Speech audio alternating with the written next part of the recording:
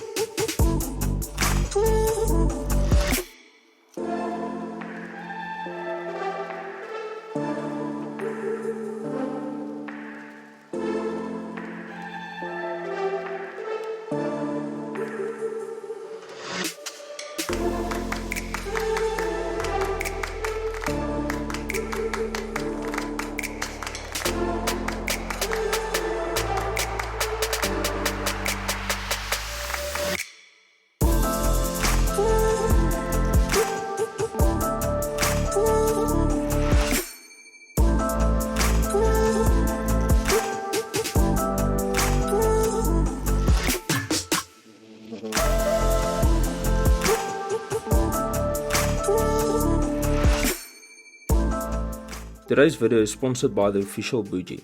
If you are anything like me, you too like to smell good at all times, whether we just finish working on a car, sit behind the computer all day, or plan a night out with your friends.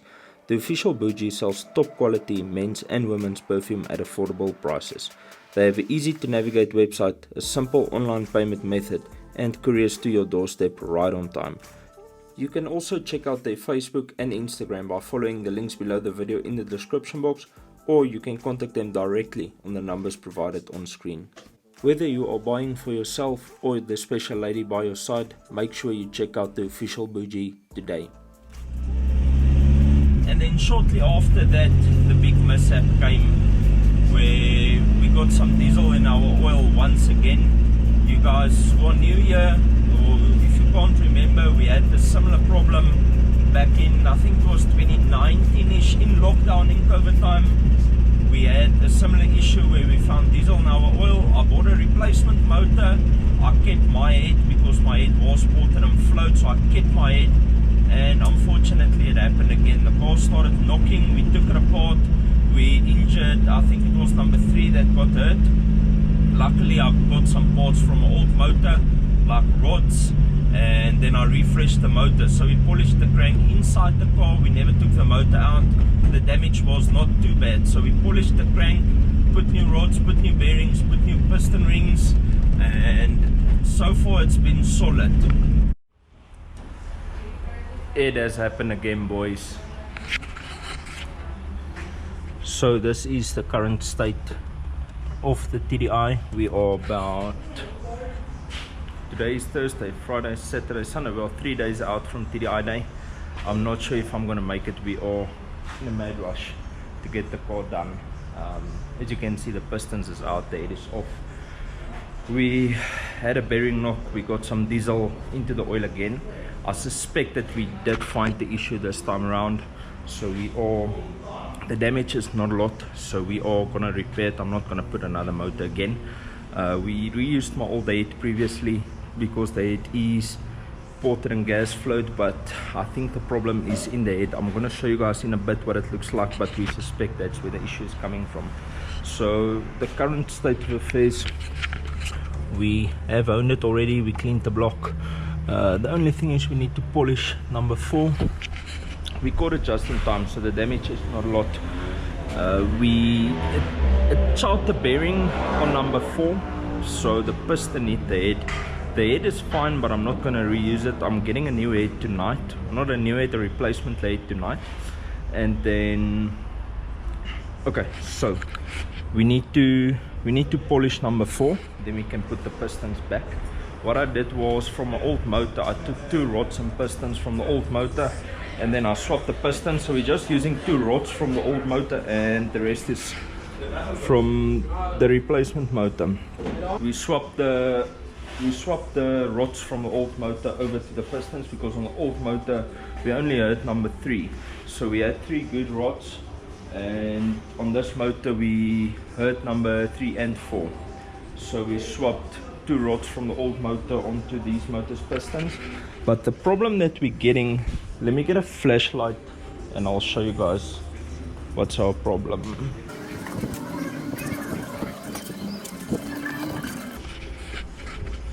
So as you can see in the head, with the injector seats, I hope you can see it on this camera, but the head is worn there.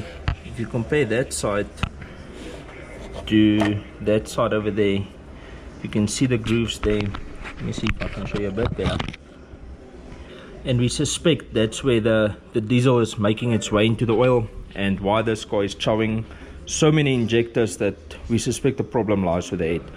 All 4 of them looks exactly the same. The head that I'm getting tonight looks the same as well, but not as bad as this. So we suspect the problem is, as you can see, the injector gets bolted down on that side. So we suspect that the injector is pulling skew in the head. If you look like this, if you bolt it down, we suspect that the injector is pulling skew like that, and then it damages the head. We saw that it is a problem. I see Darkside sells another kit that repairs that for you, or bolts down the injector better. We're not going to get that back in time, but what we are going to do is, I sent my 120s back in for a test. If they check out fine, we are going to be dropping the 120s in. I'm not sure if they'll be in for diesel day. Okay, so this is my old head. We need to replace the blacktop lifters into the new head. The lifters on the new head is dead. The cam is dead as well, but the grooves on the inside with the injector seat looks way better than mine. So we're gonna put this head on and keep our fingers crossed that it solves our issue. So what I'm going to do now is transfer the lifters, the cam, the injectors. I've got a tandem pump with this one, so we'll use this one's tandem pump.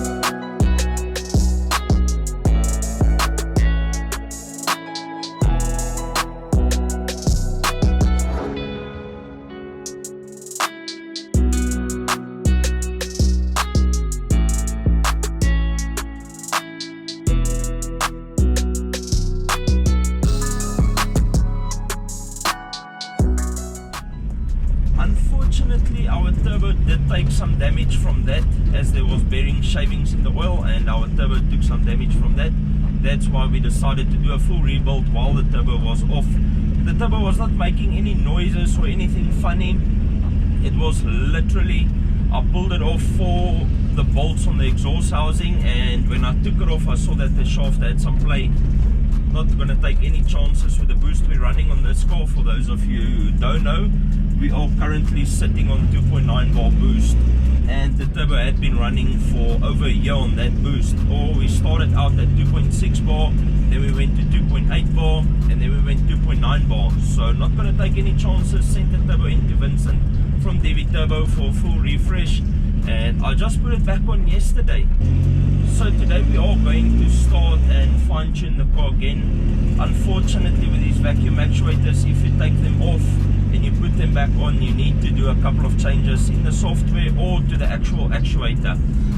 One thing that we did with the turbo, Vincent changed our vane setup for us. We couldn't find the vanes that was in the turbo, so we're making use of a different setup now. We are going to lock the car now. What I need to do is I need to do a fourth gear pull from low RPM up to high RPM. So this is quite the experience that I'm showing you guys now, because we will be going from a very low speed to a very high speed in a short distance of time.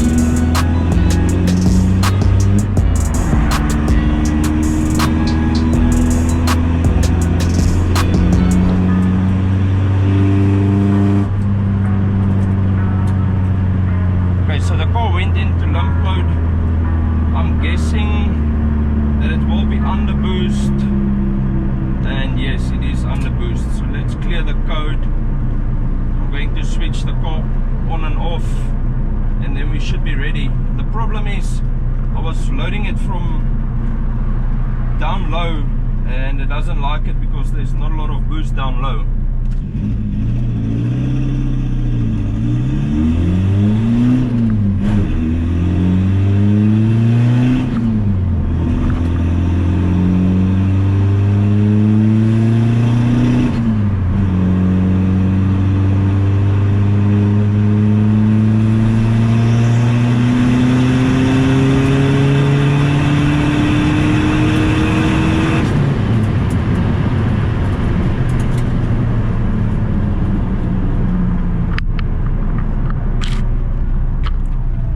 So that should be sufficient.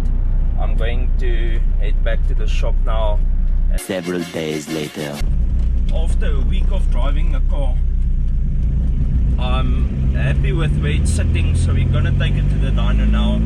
At the end of the day, all I did was I adjusted the actuator to find a happy medium. We never changed the file or anything like that, so everything is good. I went to the car with Midval on Sunday. I didn't drive the car, I just went to film the event, drove them back, no issues, no limp mode, no funny business.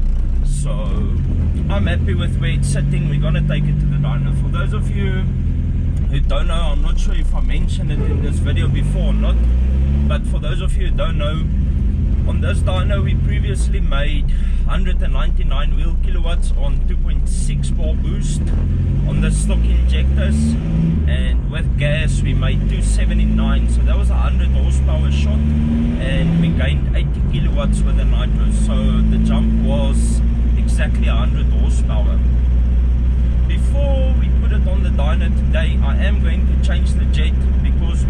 the 120s in now.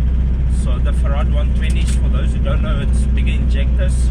So we do have a lot more fuel available to us. So I'm going to change the jet now to a 1.5 mil or give or take 140 horsepower. So we should see a 100 kilowatt jump on nitros. We'll see how true it is once we strap it to the dyno. But like I say, on the 100 horsepower shot, it made exactly 100 horsepower extra. The car is also now on 3 bar, whereas with the old dyno figures it was on 2.6 bar. So let me know down in the comments what you guys think, but I'm hoping for, let's say about, we did 199 on 2.6 bar, so I'm hoping for, let's say 220. That sounds fair to me. 0.4 extra boost and a lot more fuel. So I would say about 220 on motor, and then as soon as we hit that button, I'm hoping that we would be able to see past the 300 kilowatt mark. Fingers crossed. Put your guesses in the comments. Let's see what it makes once we get to the dyno. I've got the bottle here at the back, the heater is on, so I'm just constantly checking it to make sure that we get it up to the right temp, and then I'll switch the heater off. Okay, so before we get to the dyno, let's address the most commonly asked question: where is the Honda? This is going to be a long story, but I'm going to try and make a short story long, or long story short, whichever way you want to put it. For those who can remember, I blew up my B20, I dropped the valve, and I plan on K-swapping the car, K24A3, the correct one. And I want to do a proper build, not a weekend put together thing. I want to do it right. Not gonna say right the first time, but I want to take my time and do things properly on the K-swap. I bought a K24A3 from a guy in Uitenhage in PE. The motor arrived, I turned the motor over by hand, pulled the plugs, everything seemed fine. I put the motor to the side and I spoke to him regarding a gearbox. With regards to the gearbox, I'm planning on doing, or I planned on doing a factory short ratio box with LSD from the factory. Now, for those of you who are clued up with the K-parts, that is hen's teeth. You don't get those boxes. So we were going back and forth about importing a box, got prices, everything, and he gave me a price. I saved up my money, I paid him that money to get me that box. After tons of empty promises, months going by, I finally realized that I'm not gonna get the box. So what actually happened was, someone on Facebook exposed this guy and said he's a scallum, you know, he's knocking people, and I replied, I said, yeah, I'm waiting for a gearbox that I paid a lot of money for. It's not a cheap box, and I'm still waiting for that. To which someone else replied me, asking me where did I get my K24 from. Hopefully not from the same guy. Obviously I did get it from the same guy, and they told me to open up the motor and have a look inside. Someone sent me pictures of what the motor looked like, because he sold it to someone in Cape Town, and then after that it got sent back to him in PE, and then he sent it out to me. So the motor got water damage, looks like it had a blown head gasket, and the cylinders got filled up with water, everything was corroded. And what they did was they line board, or not line board, they honed the block to make it look good, so the pistons moves up and down freely. They cleaned up the pistons. When I disassembled the motor, the timing stuff was loose. Now I got a startup guarantee on that thing. I told him, look, it's going to be a long process for me to swap this into the car, so don't give me like a 3-week guarantee or whatever. Give me a startup guarantee, you know, and then we can work from there, because I'm not going to do it in a weekend. To which he agreed. But when I pulled the motor apart, all of the timing stuff was loose, you know, the tensioners and stuff, because it is a chain driven motor, so it's got chain guides and tensioners and stuff. That stuff was loose. Once I pulled the head off, it was put back together with a blown head gasket. So I can't trust these guys' work, and eventually we got to a point where I told him to refund me for my gearbox, which I never got, and refund me for the motor, because I paid premium price for a motor that is not premium quality. He then agreed to repay me, but after months of not repaying me, I got fed up. I opened up a police case for fraud, and eventually he started paying me. So he's still in the process of repaying me. He's paying me monthly, small increments. He's still in the process of repaying me. So if you guys need to know where the Honda is, it's at the shop under a car cover. I've been scammed. I've been waiting for months. To get my money so that I can take that money and spend it on something else. The money that he has repaid me up to this point. I bought myself a gearbox, a 6-speed short ratio box, one without the LSD. I decided that I'm not going to go that route again, import stuff and struggle with people and that. So I bought me a box. I bought me a K20 oil pump, and we still have the old K24A3 motor at the shop, which has corroded valves, a blown head gasket, needs new timing equipment. So I'll still see what we're gonna do there, if I'm gonna buy another motor or what the plan is. But that's where we're sitting with the Honda. I know this took forever to explain, but that's why I've kept quiet about it for such a long time. These things do happen. It is real. We still get scammed by people for our hard-earned money. I sold a lot of Honda parts that covered a section of the purchase, and I've saved up a lot of my own personal money to cover the other section of the purchase. And I got scammed. I was in such a bad space about it that I didn't even want to look at the car. I didn't want to think about the car. I didn't want to do anything. It's for those who knows what a K23 with the right box is worth. It's a lot of money. Let me be honest with you, it is a hell of a lot of money. It doesn't come easy to gather that money and buy this stuff. So I'm at a point now where I feel better about it. I'm open to talk about it. I'm buying parts for it again. I'm excited to get the ball rolling. So yeah, the Honda, it's going to be a long process. Even up to this, or from this point on going forward, it's not going to be a quick thing. It is going to be a couple of months. The plan for the build, let me quickly tell you guys that, and then you'll see. As you'll know, we shaved the bay. I haven't painted the bay yet because I want to get a motor, box, subframe, mounts, all of that stuff, get it in the car situated so I can see what the plan is, how I'm going to lay out the engine bay. From there on we can paint the bay, then we can start fitting the stuff. We're gonna have to do a complete new wiring harness. We're going to go with a tucked harness, so we need to sit and figure out, are we going to run it through the chassis leg or over the wheel well, where we're gonna run the wiring. It's not going to be a tucked bay like a competition bay. It's going to be a clean engine bay, so there will be stuff left. I plan on keeping the battery, the fuse box, the brake booster, all of that stuff will be in the engine bay, but just a lot neater than what it was before. It started off closing all the holes, and then I started thinking maybe I should go tuck the harness, this, that. So it's not going to be show quality engine bay, but it's going to be a clean engine bay. Once I open up the bonnet, it is going to look flippin' amazing, I can tell you guys that. So that is the plan. And that's it for the Honda. I think I've said enough. Let's get to the dyno and see what power this thing makes. Listen how this thing howls when it comes into boost.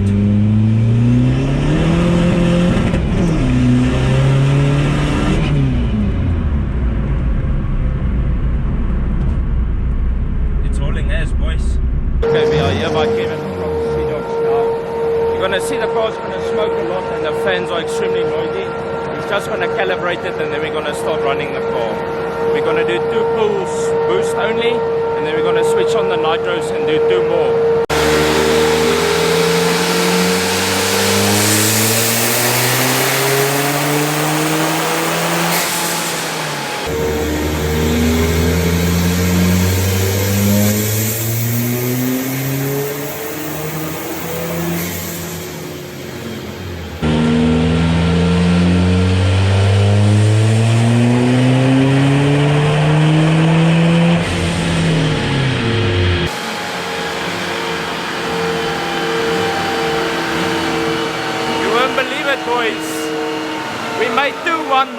was hoping for 220, it's 219. That is exactly what I was hoping for. Gonna do another pull.